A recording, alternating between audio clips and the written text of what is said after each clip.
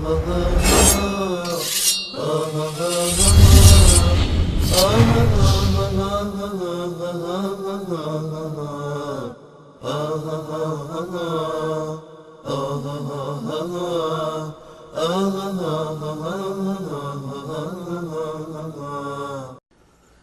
سلام علیکم، بفرمایید. سلام علیکم استاد انصاری. علیکم السلام و رحمت الله و برکاته. عزیز برادر، حال شما خوبه؟ زنده باشید آقای آخوندی. بله، میخواستم بگم که ذهبی آقای آخوندی نکرده جانم. شما یعنی متأکد هستید که اسم شما آخوندی است؟ بله بله. بس. این فامیلیتونه آخوندی؟ نه، اسم من محمد از مشهد. این شبکه کلمه اسم آخوندی رو ما گذاشته. من پارسال به اسم حسینی به شما زنگ زدم. آها، آقای حسینی، درسته. چون من اینجا شک کردم شما قبلا با اسم حسینی صحبت می‌کردید با ما. بفرمایید. بله، خوب هستین شما؟ زنده باشید آقای حسینی.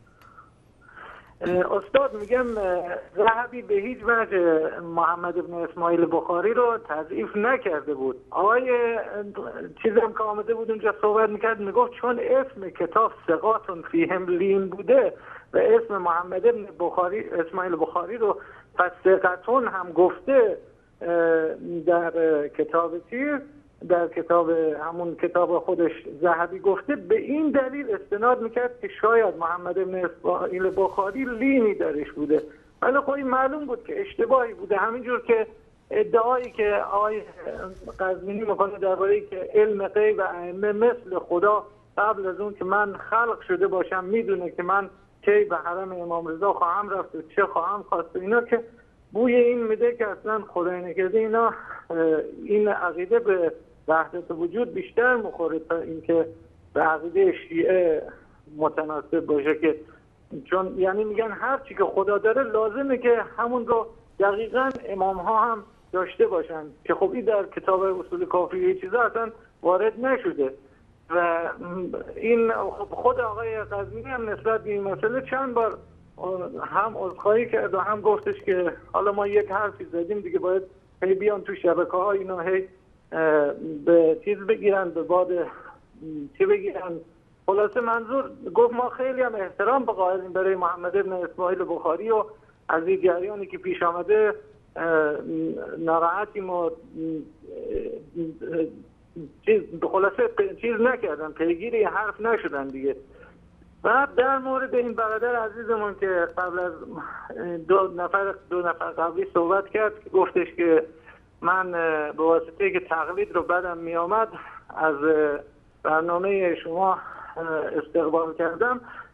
میخواستم بگم که الان یک مشکلی شده که چون ما یک روایت داریم از امامان که میفرمایند که اگر کسی 2000 سال بین رکن و مقام نماز بخونه، سپس ولایت خدا و رسول خدا و مؤمنین که امامان معصوم باشه رو نیاورده باشه، خدا عبادات او رو نخواهد پذیرفت. الان یک چیزی شده، اینها میگن که ولایت فقیه رو هم اگه کسی قبول نداشته باشه، بعد ولایت رو هم به معنای حکومت میگیرن. بعد به اینا گفتن که نمازاتون قبول نیست اگه ولایت فقیه رو قبول نداشته باشین. سر همین خیلی ها رو دیدم که متاسفانه نماز رو رها کردن. یا مثلا میگن که ما اصلا دین رو قبول نداریم که بخواد همچی حرفی زده باشه. خیلی در حالی که شما اگه در رسالتی هم نگاه باشین میگه یا کسی باید تقریب کنه اگه همه اقوال احتیاط کنه، و یا هم که خیلی از علما هستن که خودشون اینا اخباری هستن، اصلا نه تقلید میکنن نه چی، فقط به اخبار رجوع میکنن، به روایات رجوع میکنن، مسائل رو از اونها استنباط میکنن و کاری هم به تقلید و احتیاط و اقوال علما و این چیزا ندارن. ما اون چی که از برنامه‌های شبکه‌های وهابیت متوجه شدن اینه که شما همه حالت اخباریت شیعه رو دارین که میگین اصلا تقلید نباید باشه و ما فقط به روایات پیامبر رجوع کنیم. شیعه هم اخباری نشون همینه میگن که ما فقط باید به روایات ائمه رجوع کنیم و هیچ کاری هم به تقلید و اقوال علما و این چیزا نداشته باشیم. اون روایتی که میفرماد که ولایت ما ائمه معصومین رو اگه نداشته باشه، یعنی دوستی و ولایت ما ائمه رو، محبت ما رو نداشته باشه و بعد با ولایت امامان جائر و ظالم، امامانی که یدعون الی النار هستن، ولایت اونا رو پذیرفته باشه، خدا نمیکنه. این چیزی که الان این کلیپ آمده بود که آقای حسینی تشکر از شما. ببینید ما اول میگه که برادری تو ثابت بکن، بعد از اون طلب میراث کن. شما اولا این ولایت رو ثابت بکنید، بعد بیاید منکرین ولایت رو تکفیر بکنید. این ولایتی که شما ادعا میکنید نه دلیلی از قرآن دارید براش، نه دلیلی از سنت صحیح رسول الله صلی الله علیه و سلم دارید، نه دلیلی در عقل سالم بشری انسانی و اسلامی وجود داره. اول ثابت بکنید این ادعاتون رو، بعد تکفیر بکنید مخالفین امامت رو. شما خودتون هفته پیش خوندین دیگه که گفتین که انما ولیکم الله و رسوله و الذین آمنوا الذین یقیمون الصلاة و یؤتون الزکات و هم راکعون، که ولایت خدا و رسول و مؤمنین لازمه برای انسان. اگر کسی ولایت این مؤمنین رو نداشته باشه، سر جنگ با اونها داشته باشه، از اونها تبرئه کرده باشه، خدا اعمال او رو قبول. من اصلی فقط ارسل مهارتی ولایت محبت اولیاء و دوستان خدا رو اگر انسان قبول نکرده باشه و برعکس والذین کفروا اولیاءهم الطاغوت، یعنی کافر شده باشه به ولایت مؤمنین و ولایت طاغوت ها رو قبول کرده باشه، اینها اولیاءهم الطاغوت، اینا اولیاءشون میشن، اینها رو یخرجونهم من از نور الی الظلمات، از نور عبادت‌هاشون. آقای حسینی شما در ماه 1 سال 2015 همین الان کلیپ جلوی من هست، اثبات 12 امام. من با شما بحثی داشتم حدود 20 دقیقه. شما در آخر همین بحث اقرار کردید که یعنی این دلایلی که شما آوردید هیچ کدومش قانع کننده نیست. خواهشاً تکرار نکنید حرفای تکراری، چون بیننده خسته میشن، وقت برنامه‌ام گرفته میشه. شما هیچ دلیلی از قرآن و هیچ دلیلی از سنت صحیح پیامبر صلی الله علیه و سلم برای اثبات 12 امامتون ندارید. من الان شما چون مطالعه دارید، نسبتاً در کتب شیعه آگاه هستید، حالا آخوند هستید یا نیستید من به این کار ندارم، یک روایت صحیح در اثبات 12 امامتون بیارید. روایت صحیح میخوام. بله، ما از قرآن و روایاتی که خالی کردن، اونها رو کتمان کردن، امامت و ولایت رو از اونها چطور میتونیم استثبات کنیم؟ یعنی از یک لحظه قدم بریم جلو.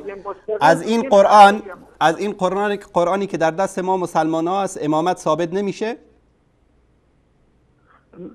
امامت امامان 12 کنه در او به صراحت به اسم نیامده، وگرنه 12 بار اسم امام و ائمه آمده در قرآن. و جعلنا منهم ائمة یهدون بامرنا لما صبروا و کانوا بآیاتنا یوقنون. در مورد بنی اینا رو همه رو صحبت کردیم. اینا هیچ کدومش دلالت برای امامت و ولایت و 12 امامت نیست، هیچ کدومش نیست. این ائمه که هستن اینا ائمه که هدایت میکنن. این همه پیامبر، 124,000 پیامبری که اومده همه ائمه خدا بودن.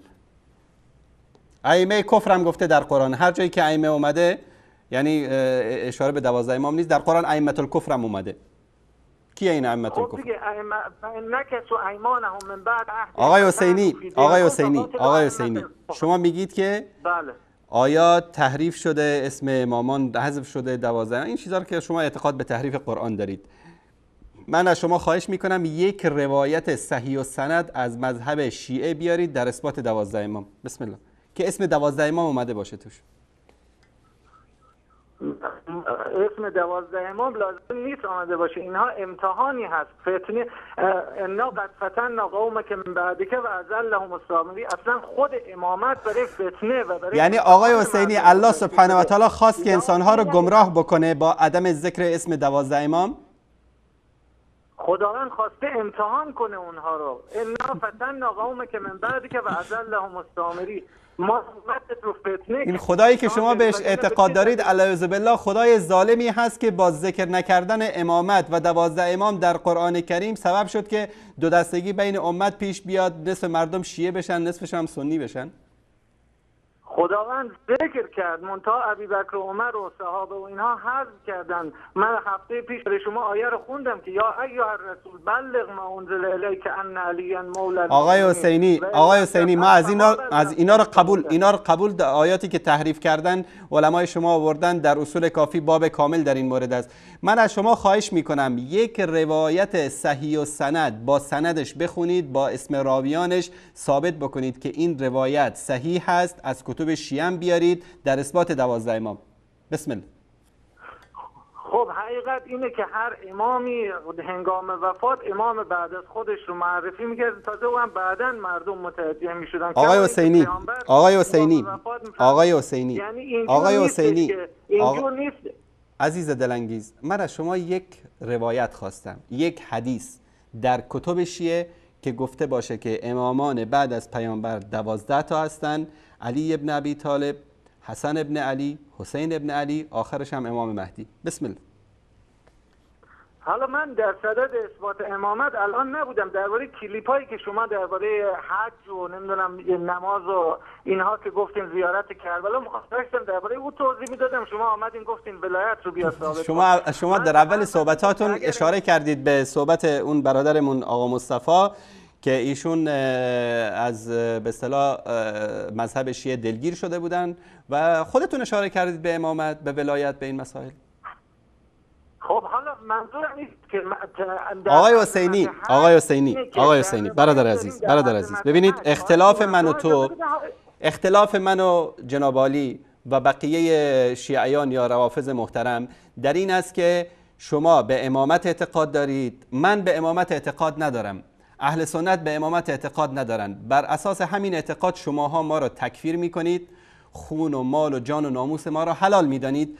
الان من از بخاری و مسلم و ترمذی و ابو داوود و ابن ماجه نخواستم، از کتب اهل سنت نخواستم، از کتب شیعه خواستم که یک حدیث صحیح بزرگواری کنید، لطف بکنید، با اسم رواتش، با سندش بخونید، ثابت بکنید که 12 امام در اقوال پیامبر صلی الله علیه و سلم ذکر شده. ایشون فرمودن که یا ایها الناس، بعد از من 12 امام هستن، اولشون علی است، آخرشون هم مهدی است، تک تک اسمشون هم گفته باشه. این روایت رو لطف و بزرگواری بکنید، از کتب شیعه با سند صحیح برای ما بخونید که ما حداقل جلوی بینندگان یک آبروی خریده باشیم برای شما شیعیان. بفرمایید.